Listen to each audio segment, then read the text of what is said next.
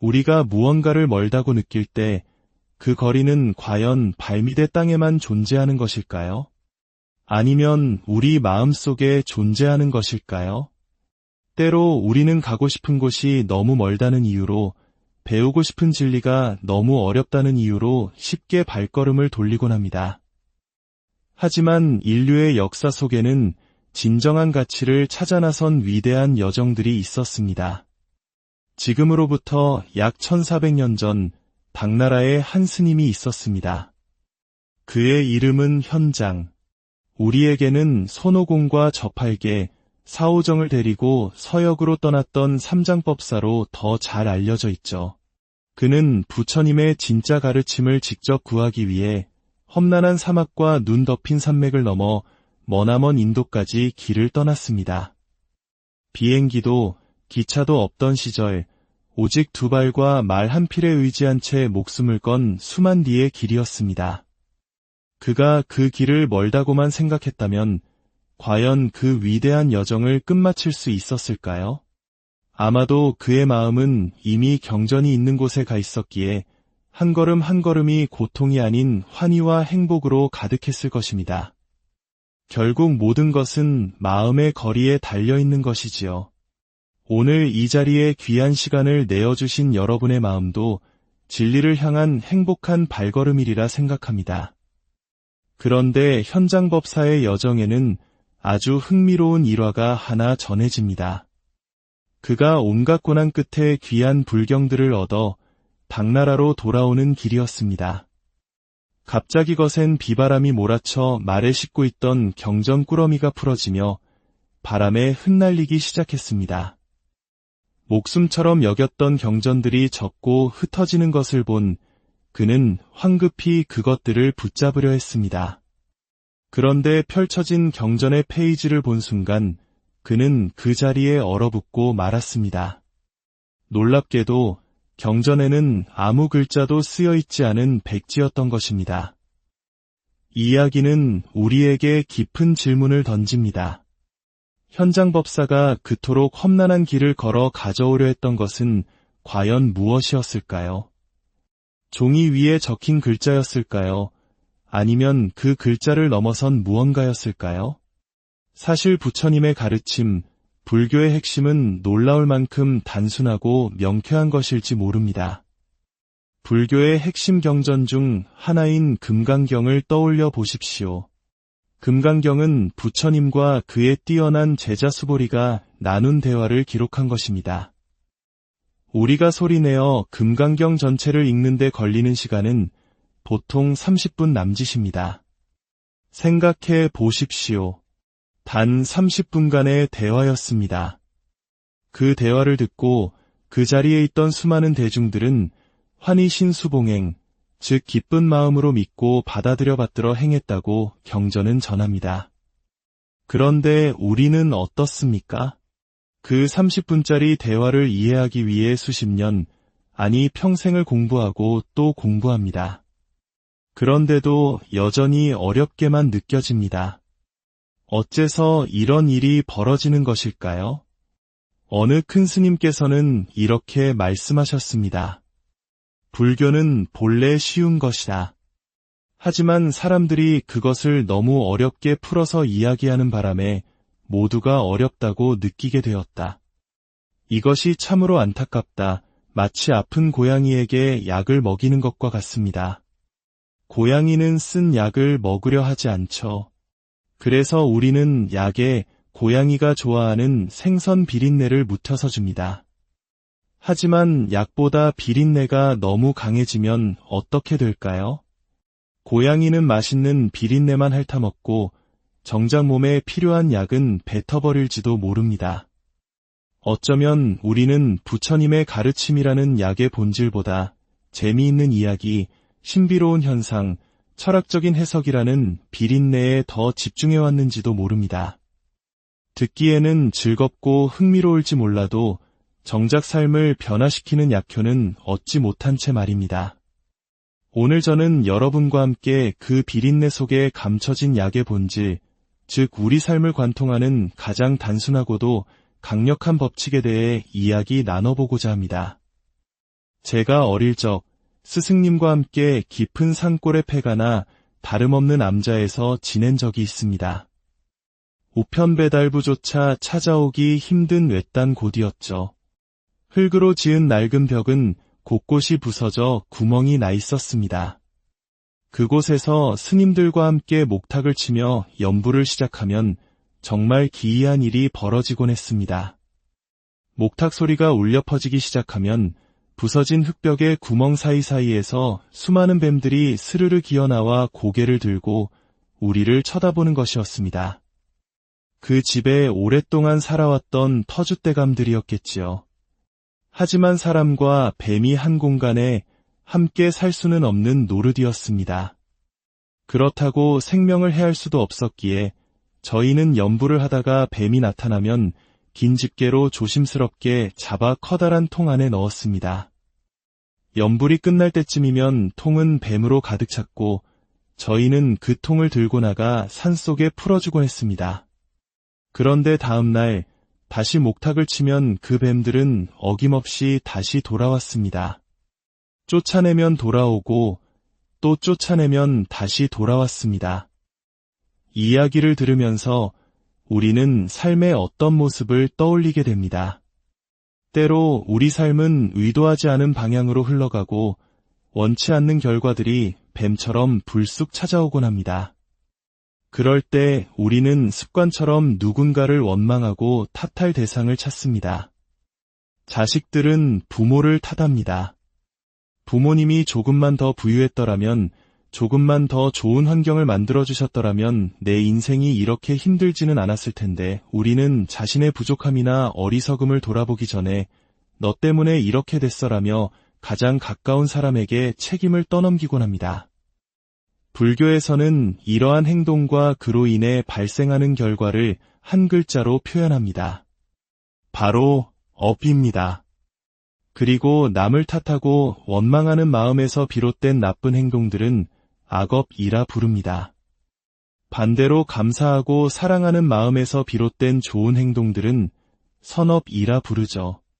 우리가 하는 모든 생각, 모든 말, 모든 행동은 마치 씨앗과 같습니다. 불교에서는 이를 종자라고 표현합니다. 이 씨앗들은 우리 마음의 밭에 하나씩, 둘씩 심어집니다. 그리고 한 번 심어진 씨앗은 언젠가 반드시 싹을 틔우고 꽃을 피우고 열매를 맺게 됩니다. 이것이 바로 불교의 가장 근본적인 가르침, 인과법, 즉 원인과 결과의 법칙입니다. 원인이 있으면 결과가 있다는 것, 너무나 당연하고 쉬운 말처럼 들립니다. 모르는 사람이 없을 정도입니다.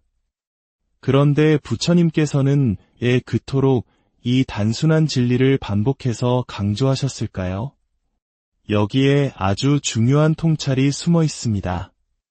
여러분, 제주도의 명물인 한라봉을 떠올려 보십시오.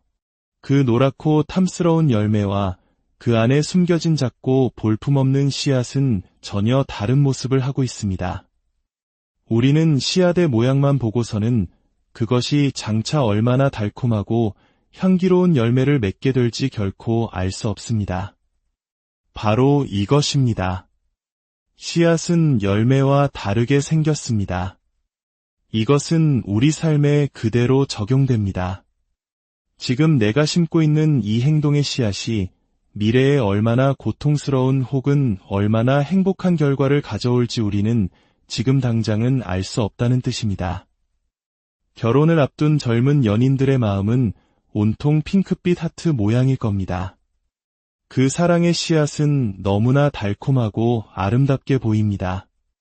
그 씨앗을 심으면 영원히 행복한 열매만 열릴 것이라고 믿습니다. 하지만 그 씨앗이 자라면서 때로는 잠 못 이루는 고통의 밤을, 때로는 가슴 아픈 눈물의 날들을 만들어낼 수 있다는 사실을 그때는 미처 알지 못합니다. 씨앗과 열매의 모습이 다르기 때문입니다. 그래서 우리는 함부로 씨앗을 심어서는 안 됩니다. 지금 내 눈에 좋아 보인다는 이유만으로, 지금 당장 즐겁다는 이유만으로 경솔하게 행동해서는 안 되는 것입니다. 그것이 어떤 열매를 맺을지 우리는 알지 못하기 때문입니다. 일단 심어진 씨앗이 자라 열매를 맺고 나면 그때는 너무 늦습니다. 그 열매가 아무리 쓰고 맛이 없더라도 그 열매를 먹어야 하는 사람은 오직 씨앗을 심은 자기 자신뿐입니다. 누구도 대신 먹어줄 수 없습니다. 이것이 인과법의 무서움이자 공정함입니다. 다시 아까의 뱀 이야기로 돌아가 봅시다. 그 뱀들은 무슨 잘못을 했을까요? 그저 자신들의 집에 살고 있었을 뿐입니다. 우리를 물지도 않았고 해를 끼치지도 않았습니다. 갓 태어난 손가락만 한 아기 뱀도 있었습니다. 하지만 우리는 그 존재를 보는 것만으로도 혐오감을 느끼고 기어이 집게로 잡아 밖으로 내쫓았습니다. 모기는 어떻습니까? 아직 피를 빨지도 않았는데 귓가에 앵앵거리는 소리만으로도 우리는 불쾌감을 느끼고 손바닥으로 내려칩니다. 거미나 파리도 마찬가지입니다. 그 생명체들은 우리에게 아직 아무런 해를 주지 않았음에도 불구하고 그저 우리 눈앞에 나타났다는 이유만으로 미움과 불쾌함의 대상이 됩니다. 도대체 그들은 전생에 어떤 씨앗을 심었기에 그저 존재하는 것만으로도 타인에게 혐오감을 불러일으키는 몸을 받게 된 것일까요? 한번 깊이 생각해 보십시오. 우리가 무심코 던지는 뒷담화 한마디, 남을 미워하고 원망하는 그 마음의 씨앗이 심겨지고 자라나 훗날 뱀이나 모기의 몸으로 태어나는 열매를 맺게 된다면 어떻겠습니까? 생각만 해도 끔찍한 일입니다. 인과법은 결코 가볍거나 추상적인 이야기가 아닙니다. 바로 지금 이 순간 내가 어떤 생각의 씨앗을, 어떤 말의 씨앗을, 어떤 행동의 씨앗을 내 마음의 밭에 심고 있는지를 끊임없이 돌아보게 만드는 준엄한 삶의 법칙입니다. 우리는 우리가 어떻게 해서 사람의 몸을 받아 이 세상에 태어났는지 알지 못합니다. 내가 어떻게 지금의 부모님을 만나고 지금의 환경에서 지금 이 자리까지 오게 되었는지 그 과정을 기억하지 못합니다.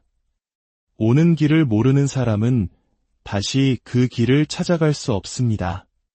우리가 어떻게 사람으로 태어났는지 그 방법을 모르는데 다음 생에 다시 사람으로 태어날 수 있다고 어떻게 장담할 수 있겠습니까? 지금 이 순간 사람의 몸을 받아 부처님의 가르침을 들을 수 있는 이 귀한 기회를 놓쳐버린다면 다음 생은 기약할 수 없는 것입니다. 이것이 우리가 지금 이 순간을 깨어있는 마음으로 살아야 하는 이유입니다.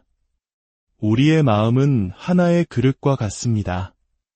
그 그릇에 어떤 기억을 담느냐에 따라 우리의 이름이 결정됩니다. 행복한 기억을 담으면 행복한 사람이 되고 슬픈 기억을 담으면 불행한 사람이 됩니다. 또한 우리의 마음은 하나의 밭, 복전, 즉 복을 짓는 밭과 같습니다. 농부가 밭에 씨앗을 뿌리면 그 수확물은 밭이 가져가는 것이 아니라 씨앗을 뿌린 농부가 가져갑니다. 마찬가지로 우리가 복이라는 밭에 보시와 선행이라는 씨앗을 심으면 그 복의 열매는 온전히 씨앗을 심은 우리 자신의 것이 됩니다. 오늘 여러분이 이 법문을 듣고 기쁨과 지혜의 씨앗을 마음밭에 심었다면 그 열매는 미래의 여러분을 더욱 풍요롭게 만들 것입니다. 오늘의 이야기가 당신의 마음에 작은 울림을 주었다면 이 지혜를 주변과 나누어 주십시오.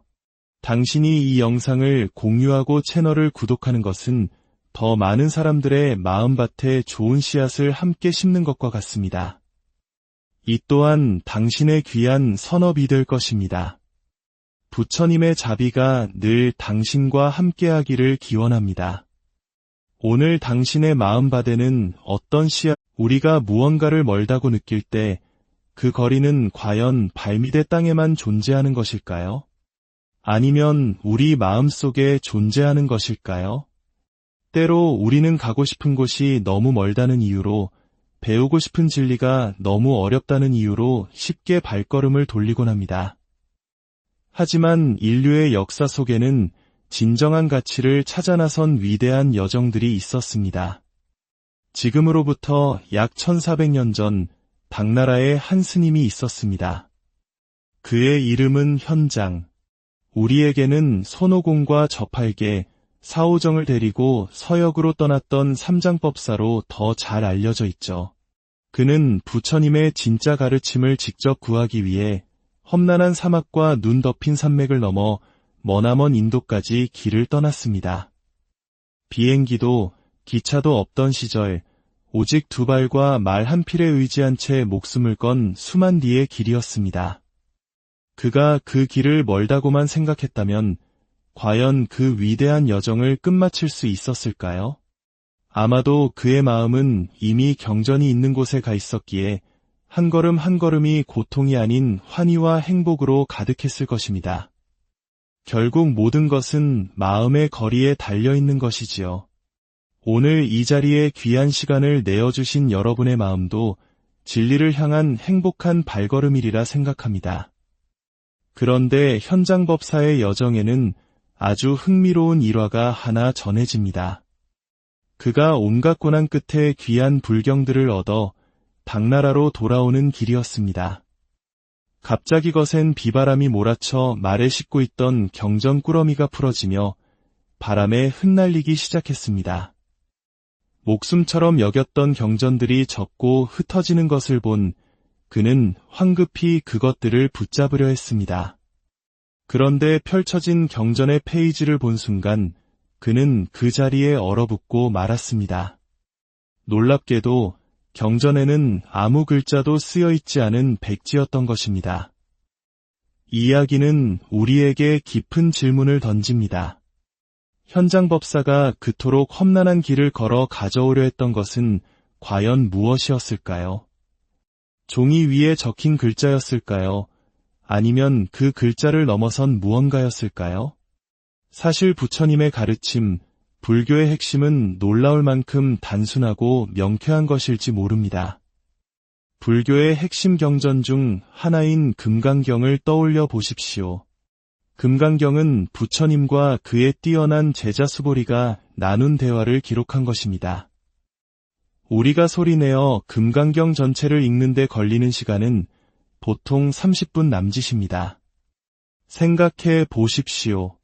단 30분간의 대화였습니다. 그 대화를 듣고 그 자리에 있던 수많은 대중들은 환희신수봉행, 즉 기쁜 마음으로 믿고 받아들여 받들어 행했다고 경전은 전합니다. 그런데 우리는 어떻습니까? 그 30분짜리 대화를 이해하기 위해 수십 년, 아니 평생을 공부하고 또 공부합니다. 그런데도 여전히 어렵게만 느껴집니다. 어째서 이런 일이 벌어지는 것일까요? 어느 큰 스님께서는 이렇게 말씀하셨습니다. 불교는 본래 쉬운 것이다. 하지만 사람들이 그것을 너무 어렵게 풀어서 이야기하는 바람에 모두가 어렵다고 느끼게 되었다. 이것이 참으로 안타깝다. 마치 아픈 고양이에게 약을 먹이는 것과 같습니다. 고양이는 쓴 약을 먹으려 하지 않죠. 그래서 우리는 약에 고양이가 좋아하는 생선 비린내를 묻혀서 줍니다. 하지만 약보다 비린내가 너무 강해지면 어떻게 될까요? 고양이는 맛있는 비린내만 핥아먹고 정작 몸에 필요한 약은 뱉어버릴지도 모릅니다. 어쩌면 우리는 부처님의 가르침이라는 약의 본질보다 재미있는 이야기, 신비로운 현상, 철학적인 해석이라는 비린내에 더 집중해왔는지도 모릅니다. 듣기에는 즐겁고 흥미로울지 몰라도 정작 삶을 변화시키는 약효는 얻지 못한 채 말입니다. 오늘 저는 여러분과 함께 그 비린내 속에 감춰진 약의 본질, 즉 우리 삶을 관통하는 가장 단순하고도 강력한 법칙에 대해 이야기 나눠보고자 합니다. 제가 어릴 적 스승님과 함께 깊은 산골의 폐가나 다름없는 암자에서 지낸 적이 있습니다. 우편배달부조차 찾아오기 힘든 외딴 곳이었죠. 흙으로 지은 낡은 벽은 곳곳이 부서져 구멍이 나 있었습니다. 그곳에서 스님들과 함께 목탁을 치며 연부를 시작하면 정말 기이한 일이 벌어지곤 했습니다. 목탁 소리가 울려 퍼지기 시작하면 부서진 흙벽의 구멍 사이사이에서 수많은 뱀들이 스르르 기어나와 고개를 들고 우리를 쳐다보는 것이었습니다. 그 집에 오랫동안 살아왔던 터줏대감들이었겠지요. 하지만 사람과 뱀이 한 공간에 함께 살 수는 없는 노릇이었습니다. 그렇다고 생명을 해할 수도 없었기에 저희는 연부를 하다가 뱀이 나타나면 긴 집게로 조심스럽게 잡아 커다란 통 안에 넣었습니다. 연불이 끝날 때쯤이면 통은 뱀으로 가득 찼고 저희는 그 통을 들고 나가 산속에 풀어주곤 했습니다. 그런데 다음 날 다시 목탁을 치면 그 뱀들은 어김없이 다시 돌아왔습니다. 쫓아내면 돌아오고 또 쫓아내면 다시 돌아왔습니다. 이 이야기를 들으면서 우리는 삶의 어떤 모습을 떠올리게 됩니다. 때로 우리 삶은 의도하지 않은 방향으로 흘러가고 원치 않는 결과들이 뱀처럼 불쑥 찾아오곤 합니다. 그럴 때 우리는 습관처럼 누군가를 원망하고 탓할 대상을 찾습니다. 자식들은 부모를 탓합니다. 부모님이 조금만 더 부유했더라면, 조금만 더 좋은 환경을 만들어주셨더라면 내 인생이 이렇게 힘들지는 않았을 텐데 우리는 자신의 부족함이나 어리석음을 돌아보기 전에 너 때문에 이렇게 됐어라며 가장 가까운 사람에게 책임을 떠넘기곤 합니다. 불교에서는 이러한 행동과 그로 인해 발생하는 결과를 한 글자로 표현합니다. 바로 업입니다. 그리고 남을 탓하고 원망하는 마음에서 비롯된 나쁜 행동들은 악업이라 부릅니다. 반대로 감사하고 사랑하는 마음에서 비롯된 좋은 행동들은 선업이라 부르죠.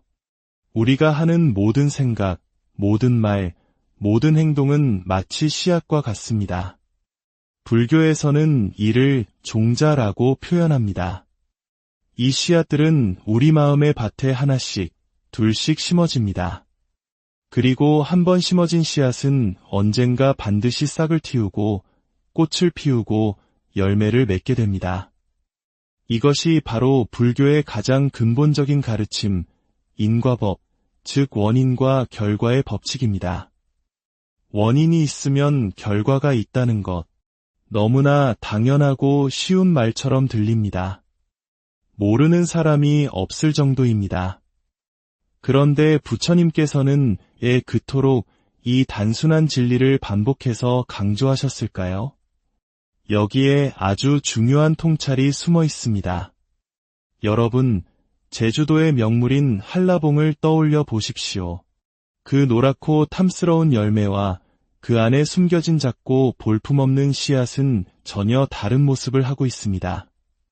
우리는 씨앗의 모양만 보고서는 그것이 장차 얼마나 달콤하고 향기로운 열매를 맺게 될지 결코 알 수 없습니다. 바로 이것입니다. 씨앗은 열매와 다르게 생겼습니다. 이것은 우리 삶에 그대로 적용됩니다. 지금 내가 심고 있는 이 행동의 씨앗이 미래에 얼마나 고통스러운 혹은 얼마나 행복한 결과를 가져올지 우리는 지금 당장은 알 수 없다는 뜻입니다. 결혼을 앞둔 젊은 연인들의 마음은 온통 핑크빛 하트 모양일 겁니다. 그 사랑의 씨앗은 너무나 달콤하고 아름답게 보입니다. 그 씨앗을 심으면 영원히 행복한 열매만 열릴 것이라고 믿습니다. 하지만 그 씨앗이 자라면서 때로는 잠 못 이루는 고통의 밤을, 때로는 가슴 아픈 눈물의 날들을 만들어낼 수 있다는 사실을 그때는 미처 알지 못합니다. 씨앗과 열매의 모습이 다르기 때문입니다. 그래서 우리는 함부로 씨앗을 심어서는 안 됩니다. 지금 내 눈에 좋아 보인다는 이유만으로, 지금 당장 즐겁다는 이유만으로 경솔하게 행동해서는 안 되는 것입니다. 그것이 어떤 열매를 맺을지 우리는 알지 못하기 때문입니다. 일단 심어진 씨앗이 자라 열매를 맺고 나면 그때는 너무 늦습니다. 그 열매가 아무리 쓰고 맛이 없더라도 그 열매를 먹어야 하는 사람은 오직 씨앗을 심은 자기 자신뿐입니다. 누구도 대신 먹어줄 수 없습니다. 이것이 인과법의 무서움이자 공정함입니다. 다시 아까의 뱀 이야기로 돌아가 봅시다. 그 뱀들은 무슨 잘못을 했을까요? 그저 자신들의 집에 살고 있었을 뿐입니다. 우리를 물지도 않았고 해를 끼치지도 않았습니다. 갓 태어난 손가락만 한 아기 뱀도 있었습니다. 하지만 우리는 그 존재를 보는 것만으로도 혐오감을 느끼고 기어이 집게로 잡아 밖으로 내쫓았습니다. 모기는 어떻습니까? 아직 피를 빨지도 않았는데 귓가에 앵앵거리는 소리만으로도 우리는 불쾌감을 느끼고 손바닥으로 내려칩니다. 거미나 파리도 마찬가지입니다. 그 생명체들은 우리에게 아직 아무런 해를 주지 않았음에도 불구하고 그저 우리 눈앞에 나타났다는 이유만으로 미움과 불쾌함의 대상이 됩니다. 도대체 그들은 전생에 어떤 씨앗을 심었기에 그저 존재하는 것만으로도 타인에게 혐오감을 불러일으키는 몸을 받게 된 것일까요? 한번 깊이 생각해 보십시오. 우리가 무심코 던지는 뒷담화 한마디, 남을 미워하고 원망하는 그 마음의 씨앗이 심겨지고 자라나 훗날 뱀이나 모기의 몸으로 태어나는 열매를 맺게 된다면 어떻겠습니까? 생각만 해도 끔찍한 일입니다. 인과법은 결코 가볍거나 추상적인 이야기가 아닙니다. 바로 지금 이 순간 내가 어떤 생각의 씨앗을, 어떤 말의 씨앗을, 어떤 행동의 씨앗을 내 마음의 밭에 심고 있는지를 끊임없이 돌아보게 만드는 준엄한 삶의 법칙입니다. 우리는 우리가 어떻게 해서 사람의 몸을 받아 이 세상에 태어났는지 알지 못합니다. 내가 어떻게 지금의 부모님을 만나고 지금의 환경에서 지금 이 자리까지 오게 되었는지 그 과정을 기억하지 못합니다. 오는 길을 모르는 사람은 다시 그 길을 찾아갈 수 없습니다. 우리가 어떻게 사람으로 태어났는지 그 방법을 모르는데 다음 생에 다시 사람으로 태어날 수 있다고 어떻게 장담할 수 있겠습니까? 지금 이 순간 사람의 몸을 받아 부처님의 가르침을 들을 수 있는 이 귀한 기회를 놓쳐버린다면 다음 생은 기약할 수 없는 것입니다. 이것이 우리가 지금 이 순간을 깨어있는 마음으로 살아야 하는 이유입니다. 우리의 마음은 하나의 그릇과 같습니다. 그 그릇에 어떤 기억을 담느냐에 따라 우리의 이름이 결정됩니다. 행복한 기억을 담으면 행복한 사람이 되고 슬픈 기억을 담으면 불행한 사람이 됩니다. 또한 우리의 마음은 하나의 밭, 복전, 즉 복을 짓는 밭과 같습니다. 농부가 밭에 씨앗을 뿌리면 그 수확물은 밭이 가져가는 것이 아니라 씨앗을 뿌린 농부가 가져갑니다. 마찬가지로 우리가 복이라는 밭에 보시와 선행이라는 씨앗을 심으면 그 복의 열매는 온전히 씨앗을 심은 우리 자신의 것이 됩니다. 오늘 여러분이 이 법문을 듣고 기쁨과 지혜의 씨앗을 마음밭에 심었다면 그 열매는 미래의 여러분을 더욱 풍요롭게 만들 것입니다. 오늘의 이야기가 당신의 마음에 작은 울림을 주었다면 이 지혜를 주변과 나누어 주십시오. 당신이 이 영상을 공유하고 채널을 구독하는 것은 더 많은 사람들의 마음밭에 좋은 씨앗을 함께 심는 것과 같습니다. 이 또한 당신의 귀한 선업이 될 것입니다. 부처님의 자비가 늘 당신과 함께하기를 기원합니다. 오늘 당신의 마음밭에는 어떤 씨앗, 우리가 무언가를 멀다고 느낄 때 그 거리는 과연 발밑의 땅에만 존재하는 것일까요? 아니면 우리 마음속에 존재하는 것일까요? 때로 우리는 가고 싶은 곳이 너무 멀다는 이유로, 배우고 싶은 진리가 너무 어렵다는 이유로 쉽게 발걸음을 돌리곤 합니다. 하지만 인류의 역사 속에는 진정한 가치를 찾아 나선 위대한 여정들이 있었습니다. 지금으로부터 약 1400년 전 당나라에 한 스님이 있었습니다. 그의 이름은 현장. 우리에게는 손오공과 저팔계, 사오정을 데리고 서역으로 떠났던 삼장법사로 더 잘 알려져 있죠. 그는 부처님의 진짜 가르침을 직접 구하기 위해 험난한 사막과 눈 덮인 산맥을 넘어 머나먼 인도까지 길을 떠났습니다.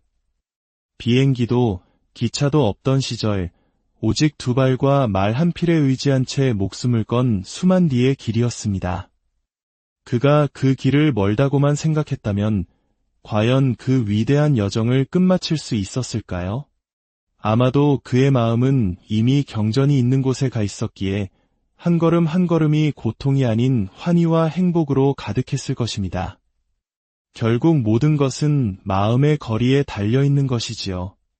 오늘 이 자리에 귀한 시간을 내어주신 여러분의 마음도 진리를 향한 행복한 발걸음이리라 생각합니다. 그런데 현장법사의 여정에는 아주 흥미로운 일화가 하나 전해집니다. 그가 온갖 고난 끝에 귀한 불경들을 얻어 당나라로 돌아오는 길이었습니다. 갑자기 거센 비바람이 몰아쳐 말에 싣고 있던 경전 꾸러미가 풀어지며 바람에 흩날리기 시작했습니다. 목숨처럼 여겼던 경전들이 젖고 흩어지는 것을 본 그는 황급히 그것들을 붙잡으려 했습니다. 그런데 펼쳐진 경전의 페이지를 본 순간 그는 그 자리에 얼어붙고 말았습니다.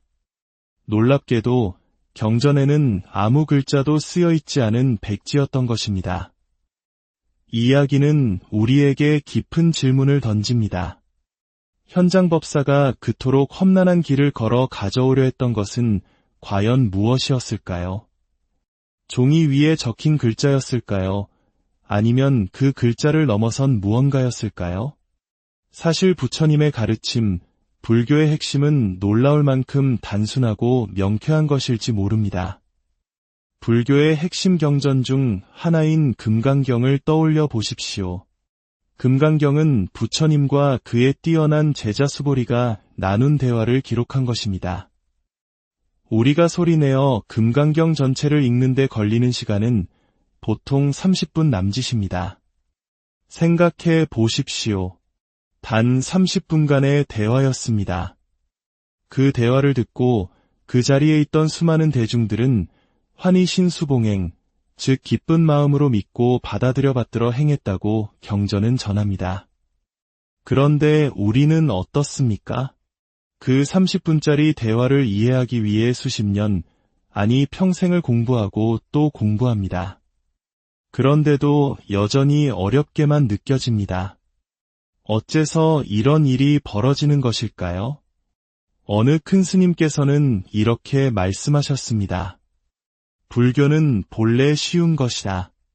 하지만 사람들이 그것을 너무 어렵게 풀어서 이야기하는 바람에 모두가 어렵다고 느끼게 되었다.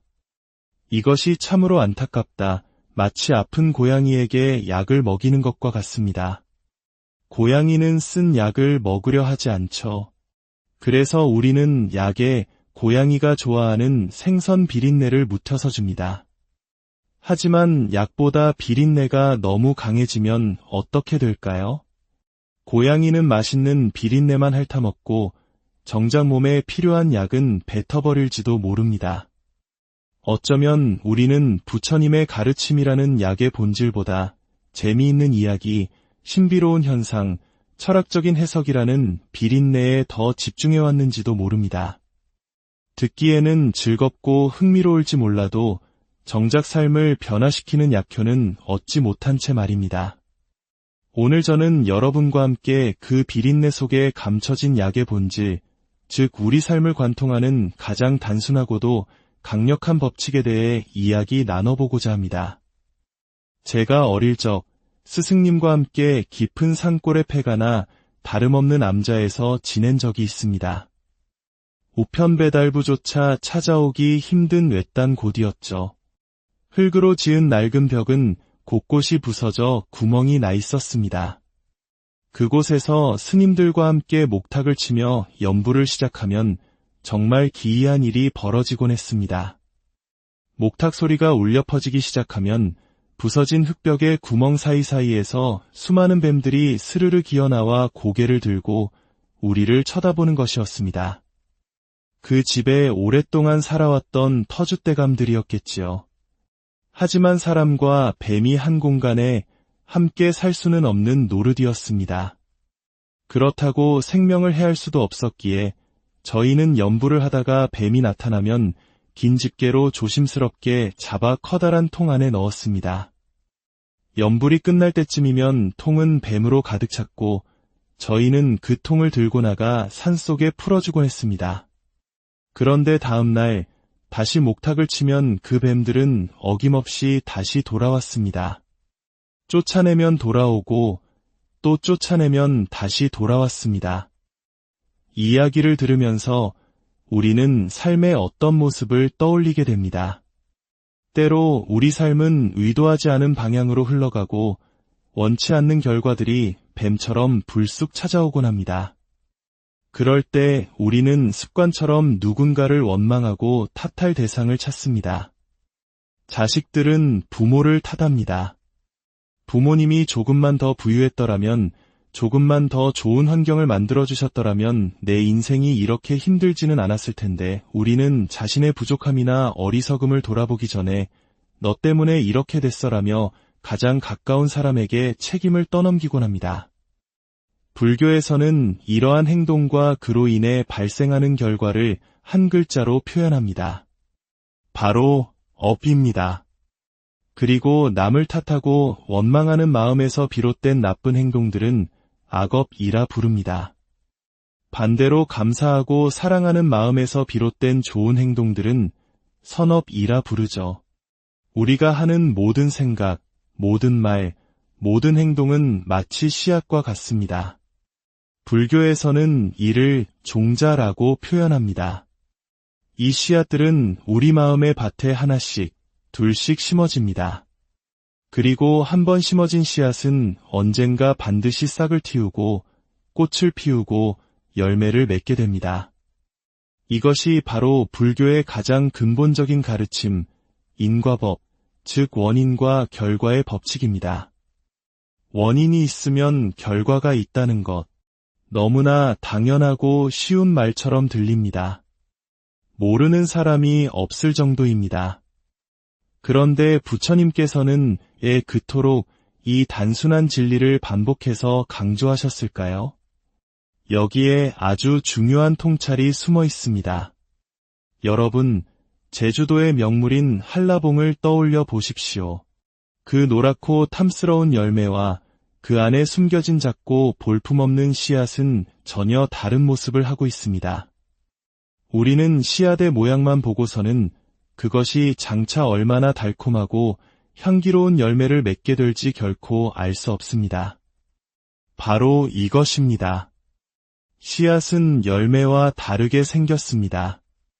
이것은 우리 삶에 그대로 적용됩니다. 지금 내가 심고 있는 이 행동의 씨앗이 미래에 얼마나 고통스러운 혹은 얼마나 행복한 결과를 가져올지 우리는 지금 당장은 알 수 없다는 뜻입니다. 결혼을 앞둔 젊은 연인들의 마음은 온통 핑크빛 하트 모양일 겁니다. 그 사랑의 씨앗은 너무나 달콤하고 아름답게 보입니다. 그 씨앗을 심으면 영원히 행복한 열매만 열릴 것이라고 믿습니다. 하지만 그 씨앗이 자라면서 때로는 잠 못 이루는 고통의 밤을, 때로는 가슴 아픈 눈물의 날들을 만들어낼 수 있다는 사실을 그때는 미처 알지 못합니다. 씨앗과 열매의 모습이 다르기 때문입니다. 그래서 우리는 함부로 씨앗을 심어서는 안 됩니다. 지금 내 눈에 좋아 보인다는 이유만으로, 지금 당장 즐겁다는 이유만으로 경솔하게 행동해서는 안 되는 것입니다. 그것이 어떤 열매를 맺을지 우리는 알지 못하기 때문입니다. 일단 심어진 씨앗이 자라 열매를 맺고 나면 그때는 너무 늦습니다. 그 열매가 아무리 쓰고 맛이 없더라도 그 열매를 먹어야 하는 사람은 오직 씨앗을 심은 자기 자신뿐입니다.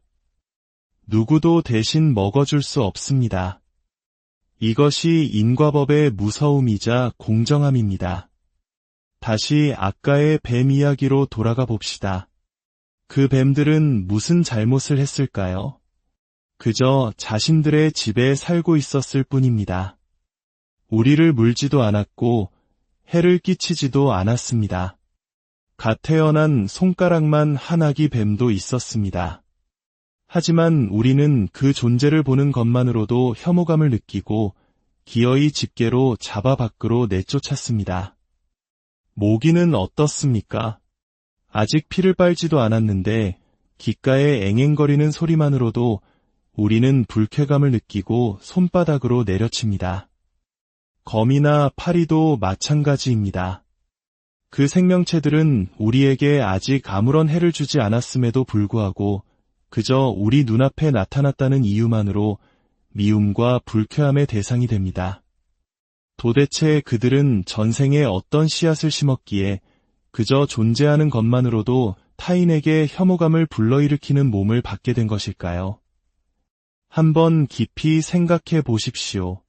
우리가 무심코 던지는 뒷담화 한마디, 남을 미워하고 원망하는 그 마음의 씨앗이 심겨지고 자라나 훗날 뱀이나 모기의 몸으로 태어나는 열매를 맺게 된다면 어떻겠습니까? 생각만 해도 끔찍한 일입니다. 인과법은 결코 가볍거나 추상적인 이야기가 아닙니다. 바로 지금 이 순간 내가 어떤 생각의 씨앗을, 어떤 말의 씨앗을, 어떤 행동의 씨앗을 내 마음의 밭에 심고 있는지를 끊임없이 돌아보게 만드는 준엄한 삶의 법칙입니다. 우리는 우리가 어떻게 해서 사람의 몸을 받아 이 세상에 태어났는지 알지 못합니다. 내가 어떻게 지금의 부모님을 만나고 지금의 환경에서 지금 이 자리까지 오게 되었는지 그 과정을 기억하지 못합니다. 오는 길을 모르는 사람은 다시 그 길을 찾아갈 수 없습니다. 우리가 어떻게 사람으로 태어났는지 그 방법을 모르는데 다음 생에 다시 사람으로 태어날 수 있다고 어떻게 장담할 수 있겠습니까? 지금 이 순간 사람의 몸을 받아 부처님의 가르침을 들을 수 있는 이 귀한 기회를 놓쳐버린다면 다음 생은 기약할 수 없는 것입니다. 이것이 우리가 지금 이 순간을 깨어있는 마음으로 살아야 하는 이유입니다. 우리의 마음은 하나의 그릇과 같습니다. 그 그릇에 어떤 기억을 담느냐에 따라 우리의 이름이 결정됩니다. 행복한 기억을 담으면 행복한 사람이 되고 슬픈 기억을 담으면 불행한 사람이 됩니다. 또한 우리의 마음은 하나의 밭, 복전, 즉 복을 짓는 밭과 같습니다. 농부가 밭에 씨앗을 뿌리면 그 수확물은 밭이 가져가는 것이 아니라 씨앗을 뿌린 농부가 가져갑니다. 마찬가지로 우리가 복이라는 밭의 보시와 선행이라는 씨앗을 심으면 그 복의 열매는 온전히 씨앗을 심은 우리 자신의 것이 됩니다. 오늘 여러분이 이 법문을 듣고 기쁨과 지혜의 씨앗을 마음밭에 심었다면 그 열매는 미래의 여러분을 더욱 풍요롭게 만들 것입니다. 오늘의 이야기가 당신의 마음에 작은 울림을 주었다면 이 지혜를 주변과 나누어 주십시오. 당신이 이 영상을 공유하고 채널을 구독하는 것은 더 많은 사람들의 마음밭에 좋은 씨앗을 함께 심는 것과 같습니다. 이 또한 당신의 귀한 선업이 될 것입니다. 부처님의 자비가 늘 당신과 함께하기를 기원합니다. 오늘 당신의 마음밭에는 어떤 씨앗, 우리가 무언가를 멀다고 느낄 때 그 거리는 과연 발밑의 땅에만 존재하는 것일까요? 아니면 우리 마음속에 존재하는 것일까요? 때로 우리는 가고 싶은 곳이 너무 멀다는 이유로, 배우고 싶은 진리가 너무 어렵다는 이유로 쉽게 발걸음을 돌리곤 합니다. 하지만 인류의 역사 속에는 진정한 가치를 찾아 나선 위대한 여정들이 있었습니다. 지금으로부터 약 1400년 전 당나라에 한 스님이 있었습니다. 그의 이름은 현장. 우리에게는 손오공과 저팔계, 사오정을 데리고 서역으로 떠났던 삼장법사로 더 잘 알려져 있죠. 그는 부처님의 진짜 가르침을 직접 구하기 위해 험난한 사막과 눈 덮인 산맥을 넘어 머나먼 인도까지 길을 떠났습니다. 비행기도 기차도 없던 시절 오직 두 발과 말 한 필에 의지한 채 목숨을 건 수만 리의 길이었습니다. 그가 그 길을 멀다고만 생각했다면 과연 그 위대한 여정을 끝마칠 수 있었을까요? 아마도 그의 마음은 이미 경전이 있는 곳에 가 있었기에 한 걸음 한 걸음이 고통이 아닌 환희와 행복으로 가득했을 것입니다. 결국 모든 것은 마음의 거리에 달려있는 것이지요. 오늘 이 자리에 귀한 시간을 내어주신 여러분의 마음도 진리를 향한 행복한 발걸음이리라 생각합니다. 그런데 현장법사의 여정에는 아주 흥미로운 일화가 하나 전해집니다. 그가 온갖 고난 끝에 귀한 불경들을 얻어 당나라로 돌아오는 길이었습니다. 갑자기 거센 비바람이 몰아쳐 말에 싣고 있던 경전 꾸러미가 풀어지며 바람에 흩날리기 시작했습니다. 목숨처럼 여겼던 경전들이 젖고 흩어지는 것을 본 그는 황급히 그것들을 붙잡으려 했습니다. 그런데 펼쳐진 경전의 페이지를 본 순간 그는 그 자리에 얼어붙고 말았습니다. 놀랍게도 경전에는 아무 글자도 쓰여 있지 않은 백지였던 것입니다. 이 이야기는 우리에게 깊은 질문을 던집니다. 현장법사가 그토록 험난한 길을 걸어 가져오려 했던 것은 과연 무엇이었을까요? 종이 위에 적힌 글자였을까요? 아니면 그 글자를 넘어선 무언가였을까요? 사실 부처님의 가르침, 불교의 핵심은 놀라울 만큼 단순하고 명쾌한 것일지 모릅니다. 불교의 핵심 경전 중 하나인 금강경을 떠올려 보십시오. 금강경은 부처님과 그의 뛰어난 제자 수보리가 나눈 대화를 기록한 것입니다. 우리가 소리내어 금강경 전체를 읽는 데 걸리는 시간은 보통 30분 남짓입니다. 생각해 보십시오. 단 30분간의 대화였습니다. 그 대화를 듣고 그 자리에 있던 수많은 대중들은 환희신수봉행, 즉 기쁜 마음으로 믿고 받아들여 받들어 행했다고 경전은 전합니다. 그런데 우리는 어떻습니까? 그 30분짜리 대화를 이해하기 위해 수십 년, 아니 평생을 공부하고 또 공부합니다. 그런데도 여전히 어렵게만 느껴집니다. 어째서 이런 일이 벌어지는 것일까요? 어느 큰 스님께서는 이렇게 말씀하셨습니다. 불교는 본래 쉬운 것이다.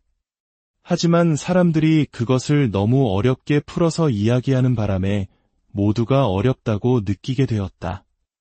이것이 참으로 안타깝다. 마치 아픈 고양이에게 약을 먹이는 것과 같습니다. 고양이는 쓴 약을 먹으려 하지 않죠. 그래서 우리는 약에 고양이가 좋아하는 생선 비린내를 묻혀서 줍니다. 하지만 약보다 비린내가 너무 강해지면 어떻게 될까요? 고양이는 맛있는 비린내만 핥아먹고 정작 몸에 필요한 약은 뱉어버릴지도 모릅니다. 어쩌면 우리는 부처님의 가르침이라는 약의 본질보다 재미있는 이야기, 신비로운 현상, 철학적인 해석이라는 비린내에 더 집중해왔는지도 모릅니다. 듣기에는 즐겁고 흥미로울지 몰라도 정작 삶을 변화시키는 약효는 얻지 못한 채 말입니다.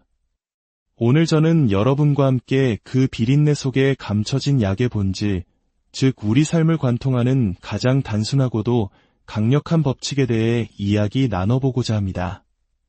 제가 어릴 적 스승님과 함께 깊은 산골의 폐가나 다름없는 암자에서 지낸 적이 있습니다. 우편 배달부조차 찾아오기 힘든 외딴 곳이었죠.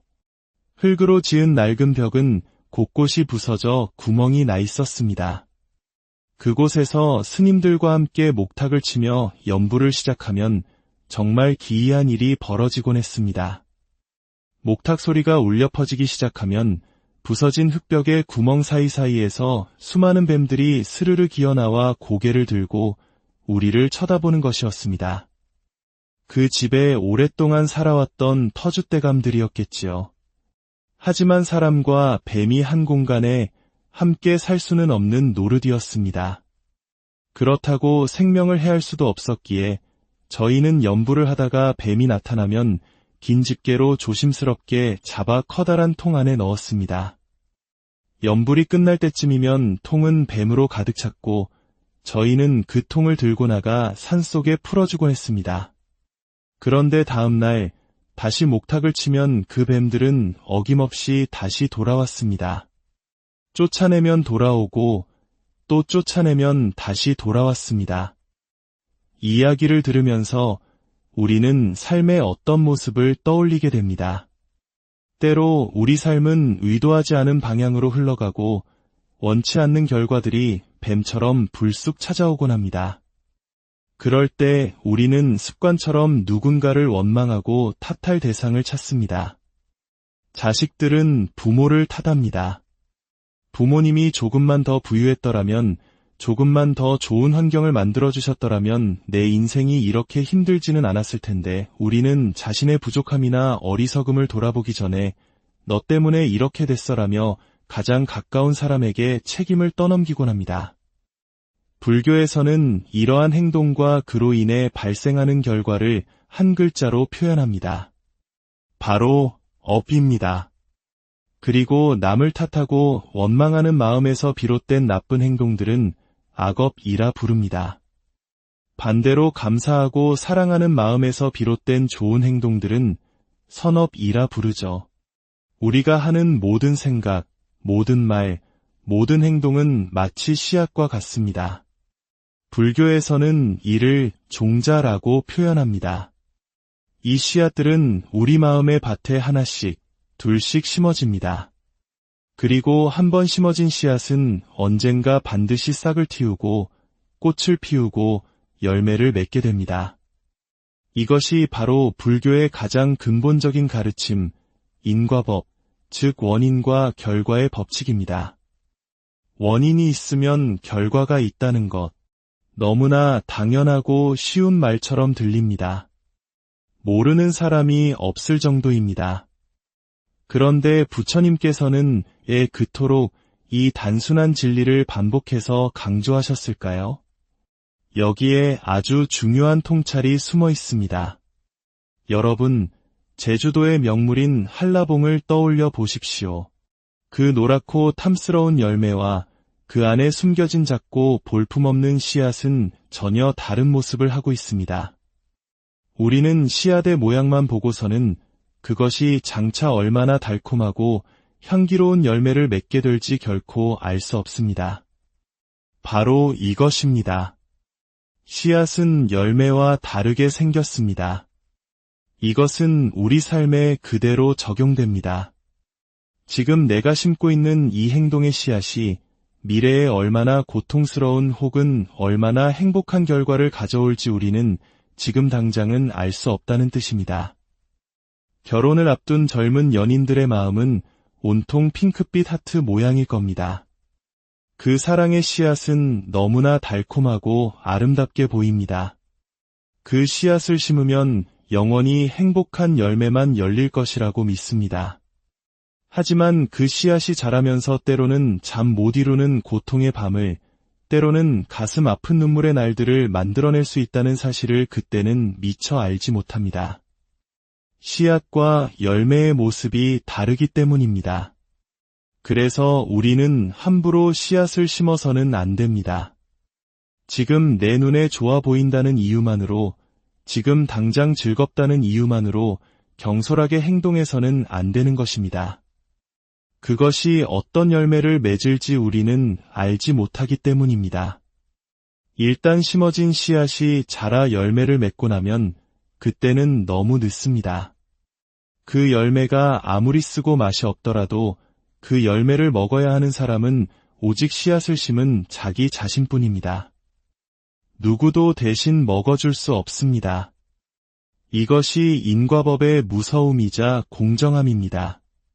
다시 아까의 뱀 이야기로 돌아가 봅시다. 그 뱀들은 무슨 잘못을 했을까요? 그저 자신들의 집에 살고 있었을 뿐입니다. 우리를 물지도 않았고 해를 끼치지도 않았습니다. 갓 태어난 손가락만 한 아기 뱀도 있었습니다. 하지만 우리는 그 존재를 보는 것만으로도 혐오감을 느끼고 기어이 집게로 잡아 밖으로 내쫓았습니다. 모기는 어떻습니까? 아직 피를 빨지도 않았는데 귓가에 앵앵거리는 소리만으로도 우리는 불쾌감을 느끼고 손바닥으로 내려칩니다. 거미나 파리도 마찬가지입니다. 그 생명체들은 우리에게 아직 아무런 해를 주지 않았음에도 불구하고 그저 우리 눈앞에 나타났다는 이유만으로 미움과 불쾌함의 대상이 됩니다. 도대체 그들은 전생에 어떤 씨앗을 심었기에 그저 존재하는 것만으로도 타인에게 혐오감을 불러일으키는 몸을 받게 된 것일까요? 한번 깊이 생각해 보십시오. 우리가 무심코 던지는 뒷담화 한마디, 남을 미워하고 원망하는 그 마음의 씨앗이 심겨지고 자라나 훗날 뱀이나 모기의 몸으로 태어나는 열매를 맺게 된다면 어떻겠습니까? 생각만 해도 끔찍한 일입니다. 인과법은 결코 가볍거나 추상적인 이야기가 아닙니다. 바로 지금 이 순간 내가 어떤 생각의 씨앗을, 어떤 말의 씨앗을, 어떤 행동의 씨앗을 내 마음의 밭에 심고 있는지를 끊임없이 돌아보게 만드는 준엄한 삶의 법칙입니다. 우리는 우리가 어떻게 해서 사람의 몸을 받아 이 세상에 태어났는지 알지 못합니다. 내가 어떻게 지금의 부모님을 만나고 지금의 환경에서 지금 이 자리까지 오게 되었는지 그 과정을 기억하지 못합니다. 오는 길을 모르는 사람은 다시 그 길을 찾아갈 수 없습니다. 우리가 어떻게 사람으로 태어났는지 그 방법을 모르는데 다음 생에 다시 사람으로 태어날 수 있다고 어떻게 장담할 수 있겠습니까? 지금 이 순간 사람의 몸을 받아 부처님의 가르침을 들을 수 있는 이 귀한 기회를 놓쳐버린다면 다음 생은 기약할 수 없는 것입니다. 이것이 우리가 지금 이 순간을 깨어있는 마음으로 살아야 하는 이유입니다. 우리의 마음은 하나의 그릇과 같습니다. 그 그릇에 어떤 기억을 담느냐에 따라 우리의 이름이 결정됩니다. 행복한 기억을 담으면 행복한 사람이 되고 슬픈 기억을 담으면 불행한 사람이 됩니다. 또한 우리의 마음은 하나의 밭, 복전, 즉 복을 짓는 밭과 같습니다. 농부가 밭에 씨앗을 뿌리면 그 수확물은 밭이 가져가는 것이 아니라 씨앗을 뿌린 농부가 가져갑니다. 마찬가지로 우리가 복이라는 밭에 보시와 선행이라는 씨앗을 심으면 그 복의 열매는 온전히 씨앗을 심은 우리 자신의 것이 됩니다. 오늘 여러분이 이 법문을 듣고 기쁨과 지혜의 씨앗을 마음밭에 심었다면 그 열매는 미래의 여러분을 더욱 풍요롭게 만들 것입니다. 오늘의 이야기가 당신의 마음에 작은 울림을 주었다면 이 지혜를 주변과 나누어 주십시오. 당신이 이 영상을 공유하고 채널을 구독하는 것은 더 많은 사람들의 마음밭에 좋은 씨앗을 함께 심는 것과 같습니다. 이 또한 당신의 귀한 선업이 될 것입니다. 부처님의 자비가 늘 당신과 함께하기를 기원합니다. 오늘 당신의 마음밭에는 어떤 씨앗, 우리가 무언가를 멀다고 느낄 때 그 거리는 과연 발밑의 땅에만 존재하는 것일까요? 아니면 우리 마음속에 존재하는 것일까요? 때로 우리는 가고 싶은 곳이 너무 멀다는 이유로, 배우고 싶은 진리가 너무 어렵다는 이유로 쉽게 발걸음을 돌리곤 합니다. 하지만 인류의 역사 속에는 진정한 가치를 찾아 나선 위대한 여정들이 있었습니다. 지금으로부터 약 1400년 전 당나라에 한 스님이 있었습니다. 그의 이름은 현장. 우리에게는 손오공과 저팔계, 사오정을 데리고 서역으로 떠났던 삼장법사로 더 잘 알려져 있죠. 그는 부처님의 진짜 가르침을 직접 구하기 위해 험난한 사막과 눈 덮인 산맥을 넘어 머나먼 인도까지 길을 떠났습니다. 비행기도 기차도 없던 시절 오직 두 발과 말 한 필에 의지한 채 목숨을 건 수만 리의 길이었습니다. 그가 그 길을 멀다고만 생각했다면 과연 그 위대한 여정을 끝마칠 수 있었을까요? 아마도 그의 마음은 이미 경전이 있는 곳에 가 있었기에 한 걸음 한 걸음이 고통이 아닌 환희와 행복으로 가득했을 것입니다. 결국 모든 것은 마음의 거리에 달려있는 것이지요. 오늘 이 자리에 귀한 시간을 내어주신 여러분의 마음도 진리를 향한 행복한 발걸음이리라 생각합니다.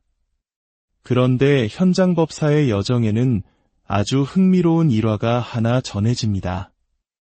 그가 온갖 고난 끝에 귀한 불경들을 얻어 당나라로 돌아오는 길이었습니다. 갑자기 거센 비바람이 몰아쳐 말에 싣고 있던 경전 꾸러미가 풀어지며 바람에 흩날리기 시작했습니다. 목숨처럼 여겼던 경전들이 젖고 흩어지는 것을 본 그는